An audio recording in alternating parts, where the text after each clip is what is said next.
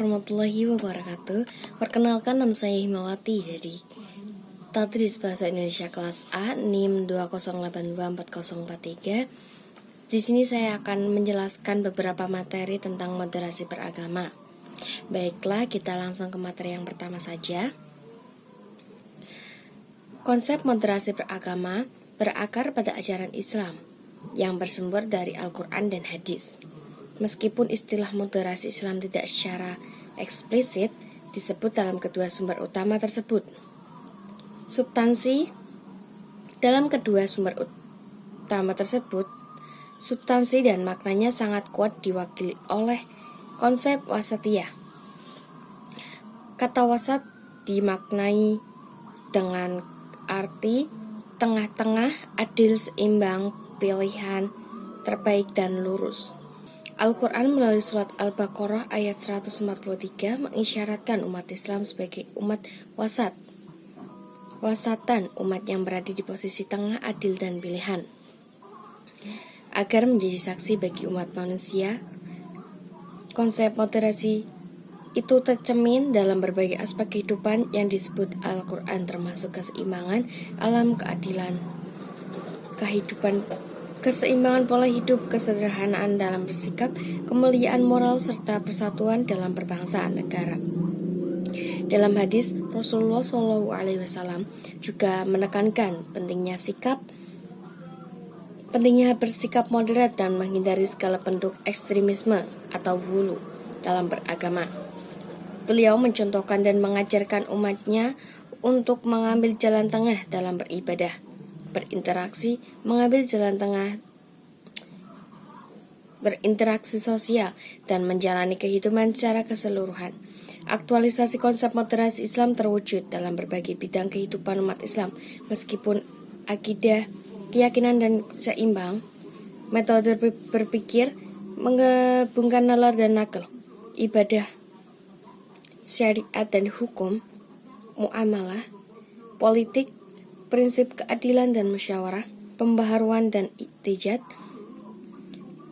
serta akhlak dan perilaku. Meskipun demikian, penanaman konsep Islam moderat menghadapi beberapa kendala. Kendala-kendala tersebut meliputi kebodohan, fanatisme golongan yang lebih dan sikap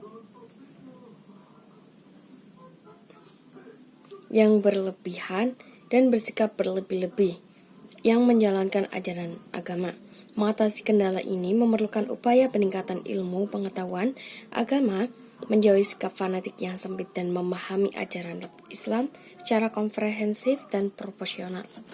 Yang selanjutnya ada di kelompok 2, Rektor UIN Gunung Jati Mahmud dalam tanggapannya terhadap artikel The Inevitable Breakdown of Religious Moderation oleh Huck Doswell menolak pandangan bahwa simbol-simbol agama hanya mengandung unsur kebiadaban masa lalu. Menurut beliau, simbol agama tidak bisa serta-merta dimasukkan ke dalam ruang politik atau sistem pemerintahan tanpa mempertimbangkan konsep sosial dan historinya. Ia mencontohkan konstitusi Madinah yang harus dipahami sebagai dua dimensi, nilai-nilai universal dan religius lokal yang tidak relevan jika dipaksakan dalam konteks negara Indonesia yang majemuk. Lebih lanjut, Mahmud menegaskan bahwa Mahmud menjelaskan bahwa budaya politik Arab atau negara-negara Islam lain tidak serta-merta mewakili doktrin Islam universal, sehingga tidak bisa dijadikan acuan tunggal dalam bernegara. Untuk menciptakan kehidupan beragama yang harmonis di tengah keberagaman, konsep moderasi beragama yang dilangsungkan Kementerian sejak tahun 2019 sangat relevan. Prinsip moderasi ini mengedepankan keseimbangan, keadilan, toleransi, egaliter, musyawarah, inovasi, dan keberadaban. Moderasi juga menekankan pentingnya penerimaan terhadap negara sebagai bagian dari pengenalan Islam yang berkontekstual dalam berorientasi pada kemaslahatan bersama. Nilai-nilai wasatiyah atau sikap tengah-tengah diajarkan dalam Al-Quran dan hadis sebagai landasan bagi umat Islam agar tidak terjebak dalam ekstremisme.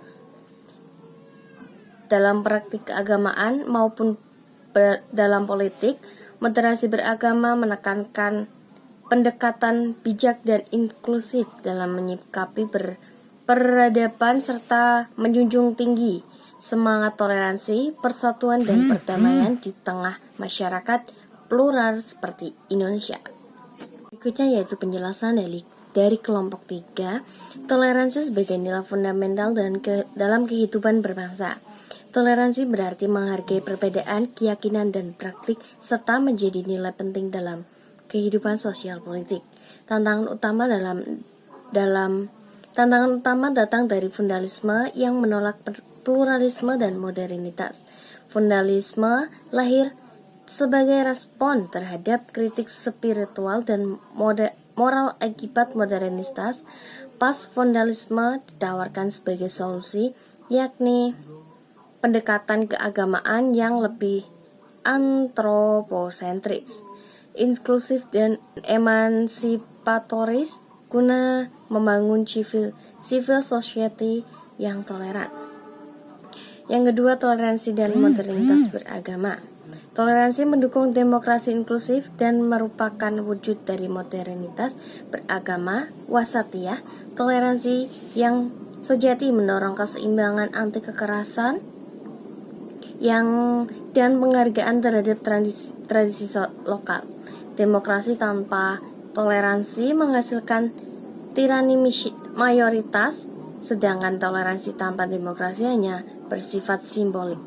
Interaksi sosial dan mutual terus penting dibagikan melalui pendidikan multikultural dan media yang mengejutkan. Toleransi dan intoleransi. Intoleransi lebih mudah muncul karena faktor politik dan ideologi. Pemerintah telah melakukan berbagai upaya untuk menekankan intoleransi. Namun peran aktif masyarakat tetap krusial. Toleransi menjadi kekuatan damai yang membentuk kehidupan sosial politik yang asli dan seimbang. Peran NU dalam toleransi kebangsaan. Nahdlatul Ulama atau NU sebagai organisasi Islam terbesar berkomitmen menjaga Pancasila dan NKRI. NU mendorong penafsiran nilai-nilai kebangsaan secara praktis dan tidak sekedar retorik. NU juga menghadapi tantangan ini dari kelompok intoleran yang menyerang tradisi mereka. NU harus berinovasi melalui pendidikan dan kebijakan politik demi membentengi toleransi. Yang kelima dan yang terakhir, paradigma market dalam konstitusi. Ada 3 paradigma dalam melihat hubungan Islam dan negara. Yang pertama, fundamentalis. Islam sebagai dasar negara menolak sekularisme. Yang kedua, sekularis. Islam sebagai urusan privat, tidak perlu negara lain. Yang ketiga adalah moderat. Islam sebagai nilai moral dan ruang publik. Yang terakhir, penjelasan dari kelompok 4, ekstremisme dan hulu, adalah sikap berpilihan dalam memahami dan menjalankan ajaran agama sehingga melewati batasan yang telah ditetapkan oleh syariat Islam. Sikap ini bisa muncul dalam bentuk keyakinan, praktik ibadah, ucapan, bahkan dalam cara berpikir dan merasakan. Contohnya seperti fanatik terhadap pandangan sendiri, menganggap dirinya paling benar, mempersulit orang lain hingga menafsirkan sesama muslim tanpa dasar yang jelas. Sikap ekstrim ini bisa muncul karena beberapa sebab, seperti yang pertama, kurangnya pemahaman agama secara mendalam, hanya memahami agama secara dangkal dan literal. Yang kedua, pengaruh kejiwaan dan lingkungan keras, seperti hidup dalam budaya yang terbiasa dengan kekerasan. Yang ketiga, masalah sosial, politik, dan ekonomi, seperti ketidakadilan, kemiskinan, atau ketertindasan yang membuat seseorang mencari pelampiasan dalam agama secara berlebihan. Ekstremisme bisa terlihat dalam berbagai bentuk seperti ucapan kasar atau menyesatkan, ibadah yang berlebihan di luar tuntunan agama, penasaran atau keyakinan, perasaan atau keyakinan yang terlalu keras dalam dan tidak seimbang. Islam mengajarkan sikap wasatiyah, moderat, yaitu jalan tengah yang seimbang antara terlalu keras dan terlalu longgar. Karena itu, penting bagi umat Islam untuk memahami agama secara menyeluruh, mengikuti tuntunan Al-Quran dan Sunnah, serta tetap menjaga sikap toleran dan terbuka dan adil dalam menyikapi perbedaan. Gitulah singkatnya penjelasan tentang moderasi beragama yang bisa saya jelaskan. Kurang lebihnya mohon maaf. Wassalamualaikum warahmatullahi wabarakatuh.